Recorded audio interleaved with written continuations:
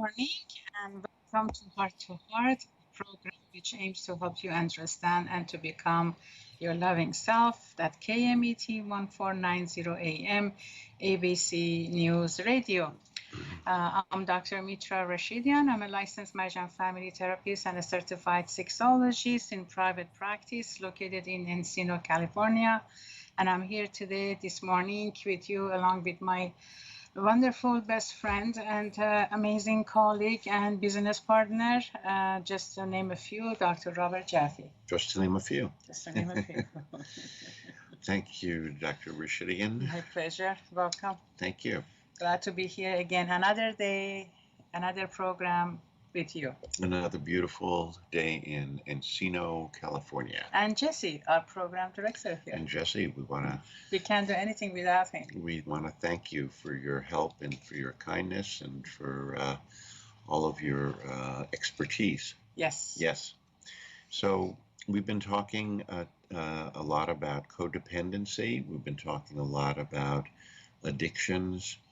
And today we're going to talk about some aspects of what does it mean to come from a functional family, and what does it mean to come from a dysfunctional family, and what are some of the signs and characteristics of both. What actually everybody uses that phrase, dysfunctional family, but what does that really mean, and who comes out of that dysfunctional family system? And one of the big characteristics of dysfunctional families is we create unhealthy narcissism.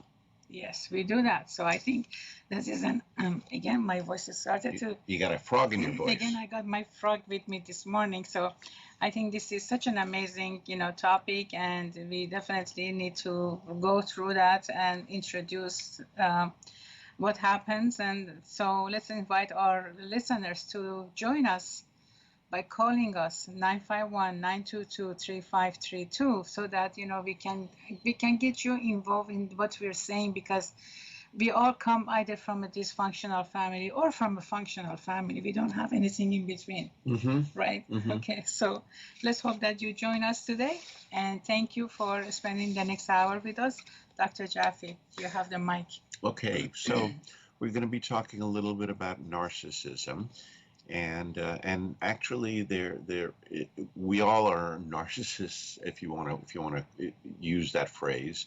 And narcissism really comes from the Greek myth of Narcissus, who it was said, and of course this is a myth, who it was said, was walking through a park, and he had never seen a mirror before, and as he gazed down into the pond in the park, he looked at it and he said, "Oh my goodness, that's me."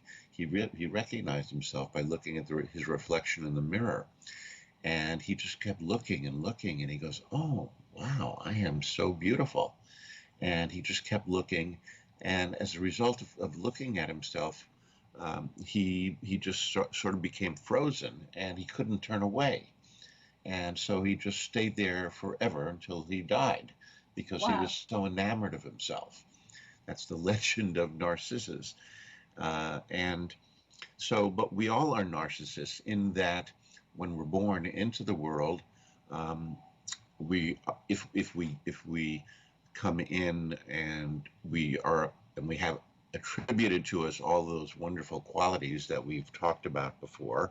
We're open, and we have the capacity to be empathic, and all of the qualities that we usually talk about at the beginning of the program.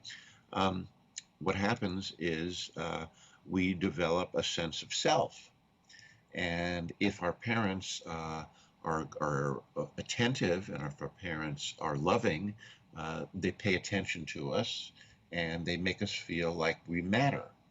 And so we become aware that we matter, and that's the beginning of narcissism, where we go, "Oh, I'm here, and I matter, and I'm important," and of course that's normal, and that's healthy, and that's a good thing, right?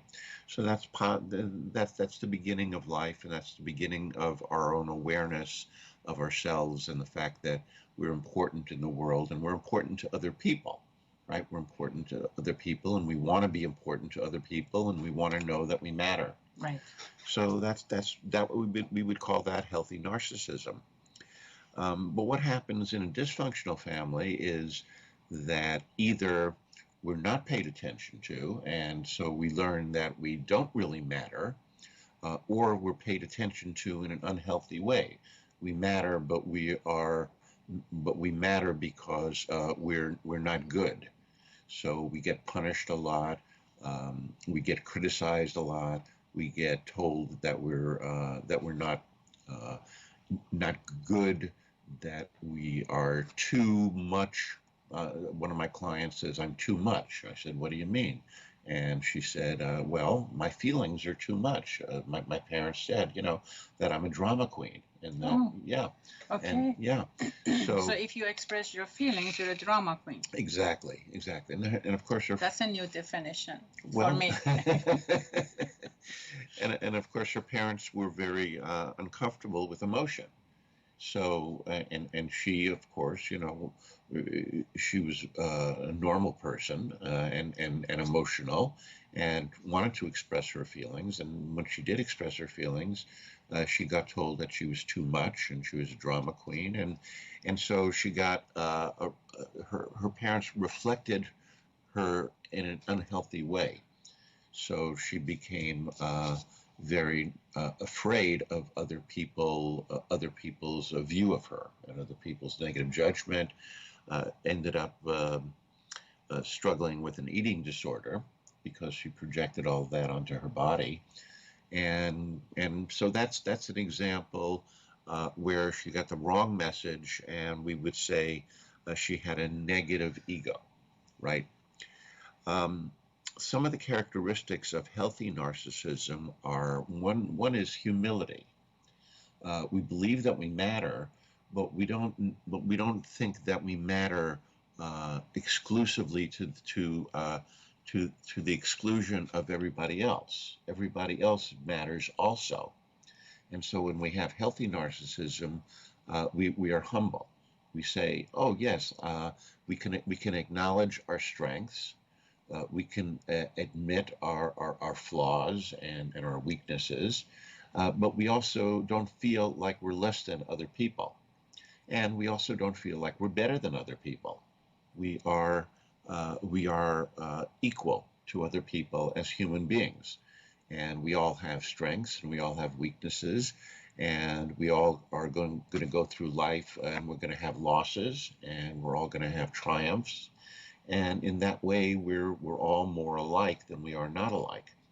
So if you have a healthy sense of self and a healthy sense of narcissism, you are humble because you recognize that we're all in this together, rather than I alone and the one that's important.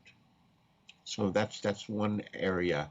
And so in a dysfunctional family, we're all reflected, or we have a reflected sense of self, meaning that our parents determine how good or how bad we are, and our parents are giving us the message that we're not that smart, or we are smart, and we don't really know the difference. So we're looking at our parents to sort of define us. Right, and this is something that I myself kind of struggle with when parents give concepts or introduce characters to their children that they are not tangible.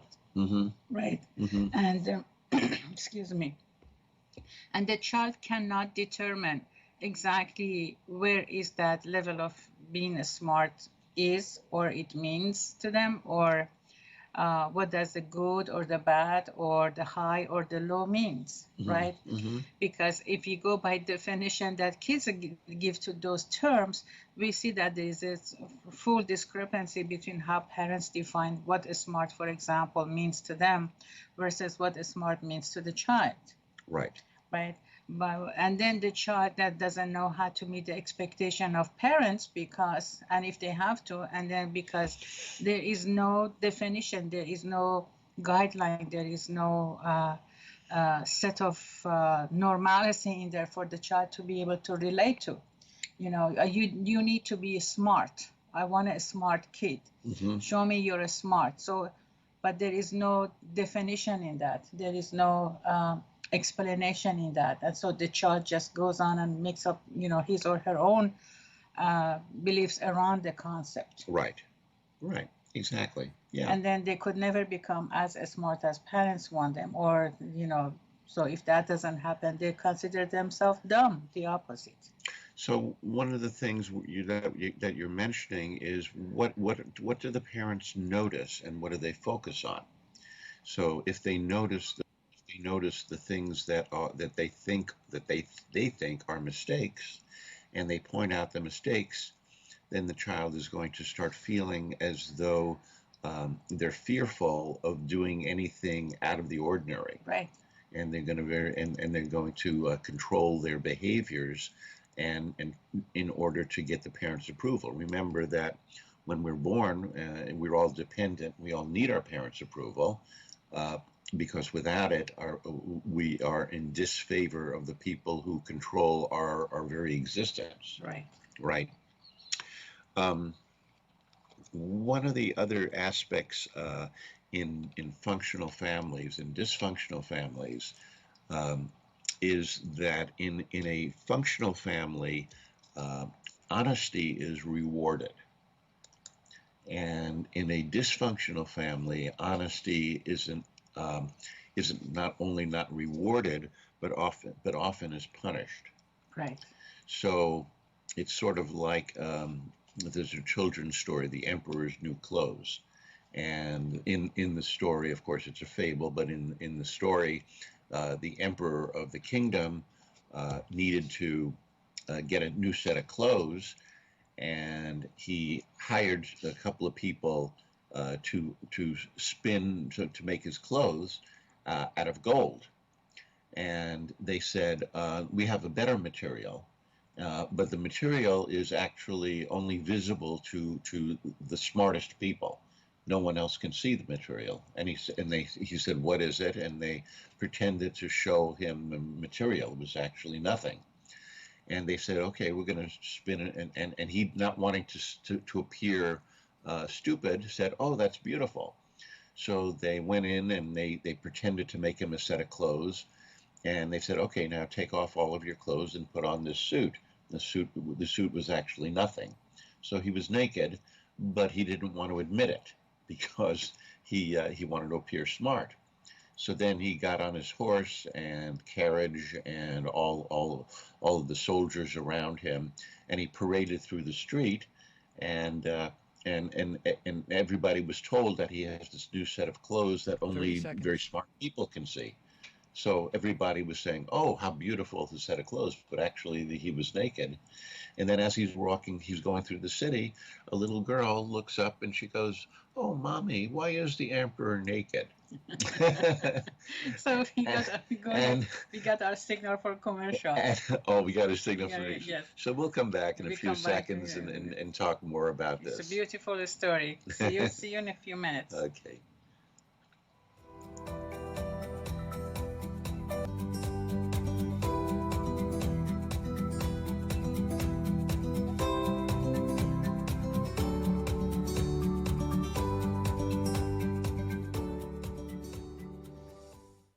Welcome back from our commercial break. Dr. Mitra and Dr. Robert here at Heart-to-Heart program at KMET 1490 AM, ABC News Radio. For those of you who are just tuning in, we're talking about functional and dysfunctional family and narcissism among these two concepts.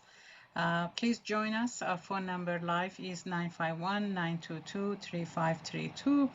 You can also visit us at our YouTube, Heart-2-Heart. .online/YouTube, and please introduce this program to those that you believe may benefit from the content of what we're discussing here, and thank you for being here with us. Dr. Jaffe, we were talking about the story that was unfinished. Right, we were talking about the Emperor's New Clothes, and just to sum up, the Emperor was told that these new clothes were only visible to smart people, and the whole country was told that. So he's now parading around naked, and everybody is going, "Oh, those clothes are so beautiful," even though he's naked. Everybody is agreeing with him because nobody wants to appear stupid.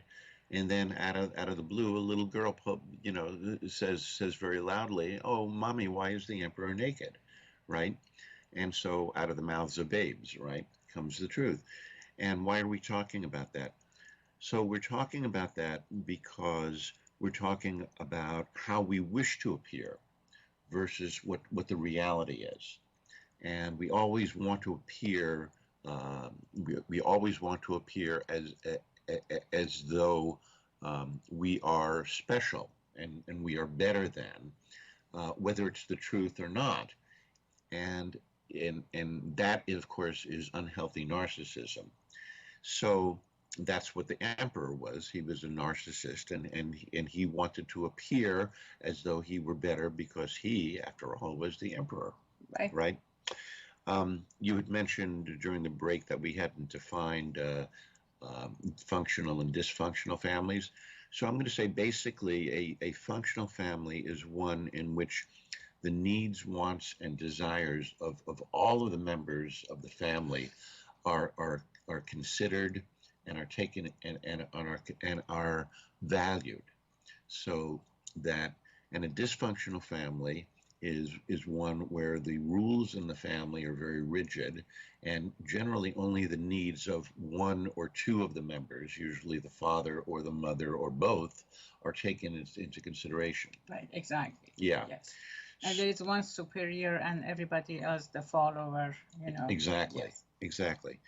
Yeah. So in a functional family, honesty is valued. Honesty is valued probably above everything else. We want, and that means that even if someone says something that isn't popular, meaning that the other person doesn't want to hear it, if it's said in a kind way, but it's still said, the person who says it says, "Oh, it is rewarded by the other members saying, well, yes, that is truth, or that is a piece of truth." And it's important that we deal with that. And in a dysfunctional family, honesty is not only is not valued, but it can even be seen as a liability. Right. Like, I mean, yeah, anything that doesn't follow the commander of the house, you know, exactly. is kind of is prohibited. Right. Right. Yeah. So if the father is an alcoholic, and nobody's supposed to talk about that, and the father, because he's an alcoholic, he goes into rages, or he doesn't he's not able to keep a job, or whatever other things happen as a result of his alcoholism. Everybody's trying to keep the secret, and so honesty is not valued. And so that's part of what develops into unhealthy narcissism, is where you're trying to um, create a story about somebody that isn't true. And the unhealthy narcissistic person learns that, oh, the story is more important than the truth. Right. So they make up stories, and the stories are all about um, usually themselves, and oftentimes how great they are. Mm-hmm. So that's a sign of unhealthy narcissism. Um, the other thing that I want to comment on about dysfunctional and functional families are the values in a functional family. And the values in a functional family are the functional family values intimacy, closeness. They value love, and they value productivity, and they also value creativity. So those are some of the qualities that in a functional family that people are valued for. So that means that they welcome and they value individuality and uniquenesses of each family member. Exactly. Right. Exactly. And in a dysfunctional family, what is valued? Generally power, Power. right? So if somebody is powerful and they can force you to do something, then then that's seen as a great value. Or they can force other people. Let's say let's say you're born into a family and there's a family business and they they built their fortune on the backs of laborers that work for them who are underpaid and overworked. Exactly. And that's considered a value. That's important. That you need to find people that you can have power over, and use your power in a way that benefits you. So that's in a dysfunctional family. Money is very valued in a dysfunctional family because money creates power. Uh, Beauty for women especially is valued. I know of it. I just want to say this. Yeah.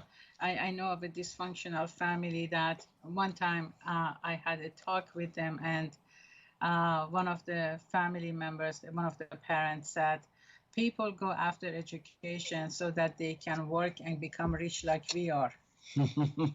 So we're already rich. We don't need education. Mm-hmm. By God, that statement is so alive in my mind. And talk about narcissism, talk about in dysfunctional family, talk about all of that. I mean, that's exactly the mentality. I couldn't resist not to say that. Yeah, yeah, because wealth is in a dysfunctional family. Wealth is considered the highest good. Right. And that's why what you find a lot of times with people coming out of dysfunctional families, um, they people go for wealth and are often able to achieve great wealth. In fact, yes, they are. Yeah. But as their life goes on, all they care about is accumulation of more and more wealth. And when they get towards the end of their life, they have all this wealth. They probably couldn't spend it in 100 lifetimes, but then they find themselves empty. Yes. And they don't understand. Well, I did what I was supposed to do. I accumulated wealth. I should feel happy. But happiness doesn't come from wealth. Happiness doesn't come from anything outside of us. Happiness comes from our loving nature and our appreciation of everything that we have, which could include our wealth. Right. But certainly wealth is only a piece of it. Our health, our relationships, um, our connection with a higher power. Those are things that give us that sense of satisfaction, and that's what's valued in a healthy uh, family, in a healthy family system. Yes. Yeah. So the other thing uh, that I want to comment on in what we call functional families is that each person is able to acknowledge what we would call our character flaws. We would say, yeah, I can really be selfish at times, you know.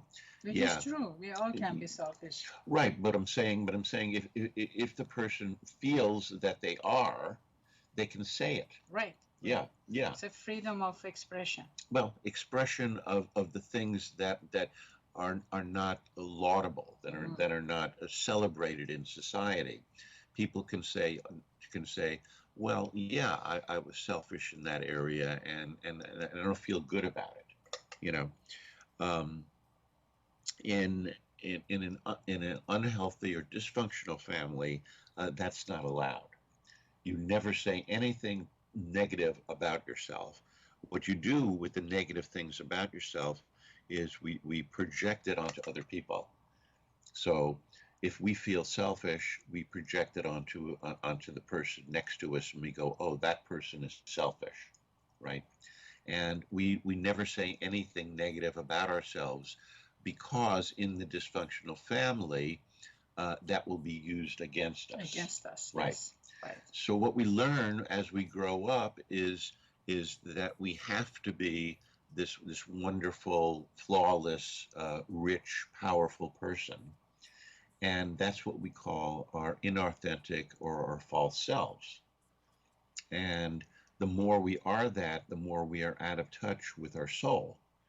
And the more we're out of touch with our soul, the more unhappiness we create for ourselves and for those around us. Exactly. So these are some of the characteristics of narcissism. Another aspect of this is that the people around us, when we are part of that unhealthy family system, the people around us don't feel good. The people around us in our families are all fear-based, and the people outside of our families feel drained when they're around us, because they recognize something is off. But people aren't trained psychologists, and they're not going to know exactly what it is, but they feel drained when they're around those people. Well, exactly. I mean, because they don't know what to do. So they make emotional attempts to stay safe and connect. They make physical attempts to stay and connect. And, they just try to, as a matter of fact, probably the very first initial steps are how to create a safety for myself so I don't become a target of this individual. Exactly. Right. Exactly. So that's really emotionally draining, because you don't know what direction to take. You don't know what to look for. You don't know how to keep yourself safe so you don't become target. And then sometimes, especially kids, they fail all the time because no matter how much they try, still they get target. Still the parent finds something in them, right, to kind of project on them and therefore make them wrong, make them feel bad about themselves, make them, little, make them feel, humiliated. And of course, parents maybe is not even aware of what they're doing. Right. But that's exactly what they're doing. And then the child here is trying to find a safety area to escape. So that escape sometimes, most of the time, is emotional escape. Right. So we have seen kids, for example, when they get parents start, pointing something wrong about them, they go into their own space. They put loud music. They put their, headphones on, and they just kind of drown into the music. Or they lock up themselves in their room, or they go on internet, right? So that's their emotional escape. Right. And that's exactly a dangerous thing to do. Because, for example, when they go online, they're going to immediately connect to those that give them emotional comfort. Right. Exactly. Right. Yeah. Good point. Yeah. Yeah. And that's draining when it happens all the time or most of the time. In a lot of dysfunctional families, people feel controlled. Right. And they are controlled. They're controlled by external power. So might makes right is sort of their philosophy, and they believe that everyone is like that. So when they're out in the world, they say either I'm gonna be top dog or you're gonna be top dog, and I'll be damned if it's gonna be you. So they enter into relationships in power hierarchies where they're either one up or one down. And if they feel one down, they feel ashamed of themselves. So they always are seeking to be one up. Right. This whole idea of control is a big thing. People trying to control other people. And often people who are seeking control go into politics. We would like to think that politicians are beneficial and are working in our best interest. And what we're talking about now are things that affect everybody emotionally, not intellectually. So you can have very, very smart people who are emotionally injured, and they end up getting into very powerful positions because they have intelligence, and they know how to speak to the majority of the people in a way that fools them, that makes them think that they want to be like that person, rather than really recognizing that this person is not really interested in helping anyone but him or herself. Exactly. Yeah. So with somebody who comes from a functional family, 30 that seconds. person is really looking for balance. They're not looking for control, and they're looking more for equality. So they're really wanting other people to get their needs met. I don't want to win at the expense of you losing. I want us Exactly. both to win. Right. And if we have different ideas, then let's talk about them, understand each other, and compromise. Okay, that's more about your character. That's what I like. So let's talk more about this after our commercial break. Okay. Okay. See you soon. See you soon.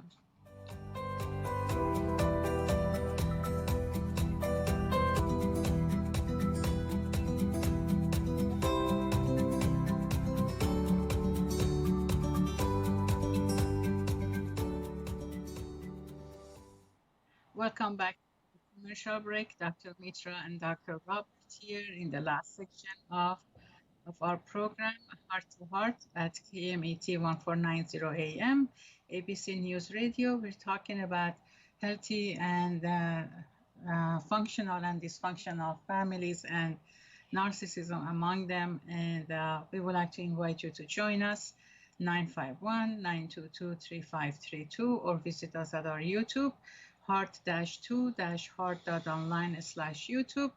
And we appreciate you spending your hour with us on Friday morning.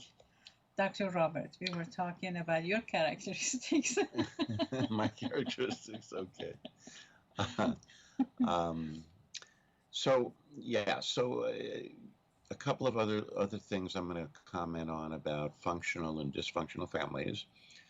In a functional family, people do get their feelings hurt.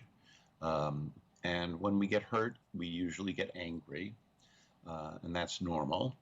But they express the anger appropriately, and they address the anger to the particular piece of behavior that they didn't like.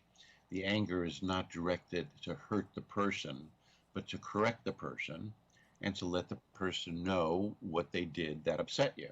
Right. Right. And of course, in a dysfunctional family, and when I say dysfunctional, oftentimes these are also families that have a lot of codependency. There are inappropriate outbursts of anger, and the anger is directed toward the person. You stupid da da da da da da. Mm. You know, you idiot. You moron. You never get it right. Right. And so they're directed at a personal attack against the person. Right. It's not about the particular piece of behavior. Yeah, you're never going to make it. You're such a nobody. Look at so and so. Look what they're doing with their life. Yeah. And that's the poison right there. Comparing. Oh my God, that's such a I even don't know how to describe the danger part of that. Right. So yeah, and it's an inappropriate way of expressing hostility. Is comparing the other person to other people, as though the other person should be more like the other person, the person they're comparing them to, or they're just like the other person, and we know the other person is an idiot. We hear that in dysfunctional families. They say, you're so like your mother, you're just like your father, or you're just like your brother, you're going to end up just like him or her, So, yeah, I wish that there was some way to eliminate all of this from family members in terms of their communication with each other. Well, we're doing our best, right? We're trying to educate, and we're working with people to help them. And we are both of us are very big fans of good psycho. I got my little frog myself. Both of us are very big fans of good psychotherapy in terms of helping people understand their emotions and helping them connect in more loving ways with other people, which is really what it's all about. Exactly. We end every program by saying, remember, it's all about love. Yes. And that's really what it is. So Now, let's talk for a few minutes about some of the reciprocal characteristics of the unhealthy narcissist and the codependent. Okay, so I also see the definition of when we say unhealthy narcissist, it's called dysfunctional other, right? Mhm. And also there is a codependency concept attached to it. Right. So we have what we call the phenomena of mirroring. Right. Right? Mirroring means that we look at the other person and we see ourselves reflected in the other person. So if the other person is thinking highly of us, then they're mirroring us in a positive way. If they're thinking negatively about us, then they're mirroring us in a negative way. Now, what happens in a functional family is can't quite clear my throat. Yeah, what's going on with both of us this morning? Hope it's not COVID. Yeah, so and in a functional family, the parents mirror the children in a positive way. That doesn't mean that the parents are giving the child approval for all of their behaviors. But again, as I just stated, the behavior is separated from the worth of the child. So for example, I have my two twin 2-year-old granddaughters, and they are, of course, normal 2-year-olds, and they become jealous of each other, and one picks up a toy and the other one wants that toy, so they go and they grab it from them, and then there's crying and fighting, between the two of them, right? So that's what happens. So my daughter or my son-in-law, they're both very good with them. They walk over and they say, "Oh, honey, your sister had this, and here, you're going to give this to her because she had this and she was playing with this first, and then when she's done, she'll give it to you. And right now, here, why don't you play with this for a while?" So that's one thing. She will correct them that way. The other thing she will do is she'll read books to them or talk to them about what's appropriate behavior. She has a book called Hands Are Not for Hitting. Mm. Okay, so she'll read them a book and it talks about what hands are for. Hands are for talking. When we talk, sometimes we talk with our hands. Exactly. Right? Hands are for stroking. Sometimes we stroke each other nicely. Hands are for picking up toys. Hands are for whatever things hands are for, right? Hands are for using utensils to eat, right? And there's a little page on each of those with a picture on it. Exactly. So the big thing is separating the behavior from the child. And once you do that, the child understands what behaviors are, and then she'll also say why the behavior is not okay. Yeah, it's all about educating our kids. Exactly. It's not punishment or punishment. Yeah, of all any kind of all kind is not going to be any benefit to not only to the child but also to the relation between the child and parent. Exactly. Right. Exactly. So with punishment, we're just separating the child from ourselves, and also they're not learning anything because first of all, they don't know why they're doing certain things like grabbing the toys from each other. That's human nature. Right. Right. So that's when we need to. I'm so thrilled to hear that your daughter has that book, and then teaching them exactly how to use their body part, in terms of connecting and communication with each other. So she's right there. She's right there. She's right there. Well, that was her major, and she became a therapist herself. Right. And so she's very educated, and she's really committed to raising them without punishment. And so far at 2, she's doing a pretty good job. And I have seen them, and I can definitely agree with that. Yeah, yes. Yeah, it's pretty incredible. The other thing I wanted to say is about the codependent and the unhealthy narcissist. So the unhealthy narcissist demands perfect mirroring. So that means that anything that you say to them has to be Mr. You are Mr. Wonderful. And if you say anything that smacks of criticism, you risk incurring their out of control rage. So you have to walk on eggshells around them, and you have to bow down to them. And of course, that's not pleasant to be around. Um, and and Right, the example I gave you earlier about, the family that they believe that people go after education so that they can become rich and they are rich already. You can see these narcissistic, characteristics in them. Right, right. So the unhealthy narcissist demands perfect mirroring Right. from the person who's codependent on them. Right. You see this in government all the time. Right. And what they give back is unhealthy mirroring. So it's okay for them to criticize you, and it's okay for them to say negative things about you. But God forbid if you should say one negative thing about them, right? And so what this creates in the people around them is consistent anxiety and uncertainty. So when you're around an unhealthy narcissist and you feel anxious, you're normal. Yeah, you're normal. You're normal. Yeah, and that anxiety comes along because you really don't know where to go with this individual. No, right. The need of the unhealthy narcissist is always to feel important and special. The need of the codependent is always to help others feel important and special, right? So they're a perfect match. Yes. Yet the narcissist will find the codependent to match up with. That's a pretty strong definition. Yeah. The other thing that's very, very important to understand about this is that the unhealthy narcissist actually doesn't see other people as separate from themselves.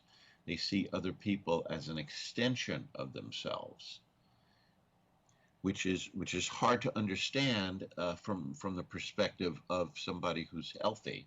How can I not see another person as separate? But actually, they don't. They use other people as tools. Yes. Yes.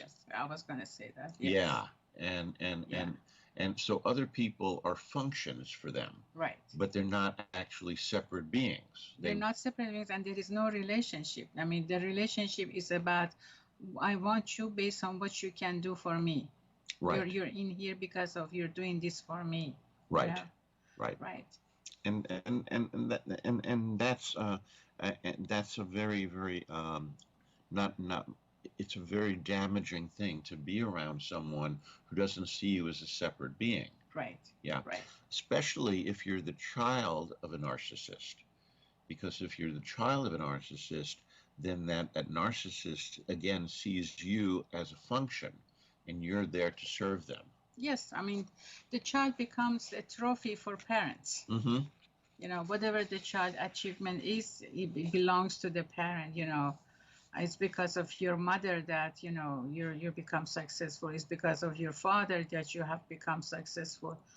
They don't look at the ability, the quality, the function, the characteristics of the child. Right.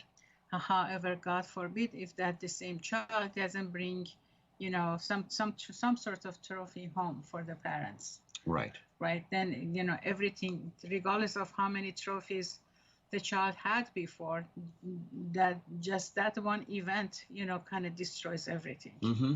Mm-hmm. Right. So what happens is if you are in a dysfunctional family and your parents are narcissists or have unhealthy narcissistic tendencies, what will happen to you is you will start to develop a tolerance for emotional pain, and that will lead you often to addictions, so that you can start to feel a little bit free, which the addiction does for you for a short period of time, or you can numb yourself. Right. And people who cut themselves are often in that category, where they're numbing themselves so much because they've been exposed to so much emotional pain that they need to actually have that physical pain in order to feel alive, in order to feel something. And usually we see that among children at the age 10, 12, actually. So, usually we don't see cutting in adulthood. Mm-hmm. We see addictions in adulthood, right? More, but we see cutting starting at a very early age. Yes, yes. So imagine, so we can see that how emotional childhood abuse or emotional neglect can actually manifest itself in physical harm in kids. Mm-hmm. And so when you grow up in a dysfunctional family, because your needs aren't taken as seriously or aren't acknowledged at all, you learn that your needs don't matter. And so you grow up either feeling as though you're less than, or you develop the opposite, where you have this sense of grandiosity, and then you feel like you're better than everyone else. Right. Yes. So we just got our notice that our program is about to end, and I thank you, Dr. Robert, for opening up such an important topic, and we should probably go after that and for the next time as well. There's so much to say. So I'd like to invite you to please join us next week, Thursday at 3 p.m. for another episode of Human Sexuality, and also next Friday, same time, 9 a.m., so that we can talk about relationships, codependency, trauma, and addictions. And is there anything else that you wish to add? I want to say to everybody who has grown up in a dysfunctional family, it doesn't have to end here. Exactly. That you can get help. Right. There are tons and tons of books, audio tapes, and courses you can take. The best help you can get is if you find a therapist who specializes in helping people recover from abuse, neglect, and abandonment. Exactly. So that's what I want to say. And until next time, all you need is love. All you need is love. Talk Bye-bye. to you soon. Bye.